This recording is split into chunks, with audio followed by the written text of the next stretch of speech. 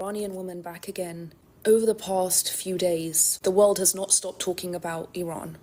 The world has not stopped talking about this virtual hunger game that people are salivating at the mouth for, trying to find how many casualties are here, how many casualties are there, to prove who's right and who's wrong, who has the right to live and who has the right to die.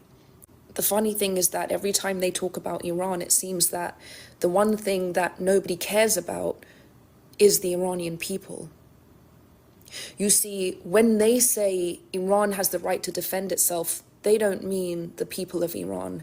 They mean the regime that's killing them. Do you think that it's not lost on us that you've been standing by for the past decade after decade after decade, watching our casualties mount and saying nothing? Do you think that we haven't realized that you're only interested in Iranian casualties when you can exploit our bodies to score points in your political video game?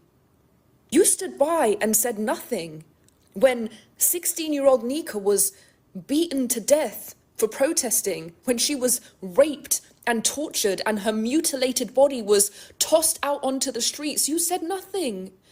You said nothing when 16-year-old Serena was beaten to death for protesting.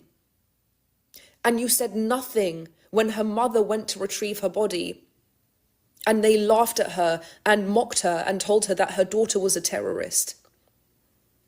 And you said nothing when Serena's mother went home and killed herself by hanging herself in her living room after she saw her daughter's body. You said nothing. You stood by and watched those casualties. And now all of a sudden you care about Iranian casualties when you can use them to score points in your political hunger games. This world is so sick. And this outcome is so predictable. You know why? Because it is exactly what the Iranian people have been warning you about for the past 46 years, from 1979, in 1980, in 1981, in 1982, and every year since then. They warned you that if you kept ignoring their blood as it was overflowing in the streets of Tehran, that you would eventually taste it.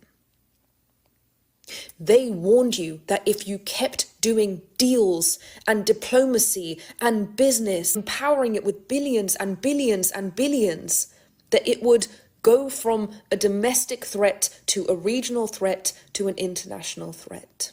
The world is so desperate to find who's at fault, who can be blamed for this. As you're watching these bombs flying in Tel Aviv, bombs flying in Tehran, you want to know who's to blame? It's you, world. It is you. When you turned your backs on the Iranian people for 46 years, you didn't just turn your back on Iran. You didn't just turn your back on the Middle East. You didn't just turn your back on the world. You turned your back on humanity. When you failed the Iranian people, you failed us all.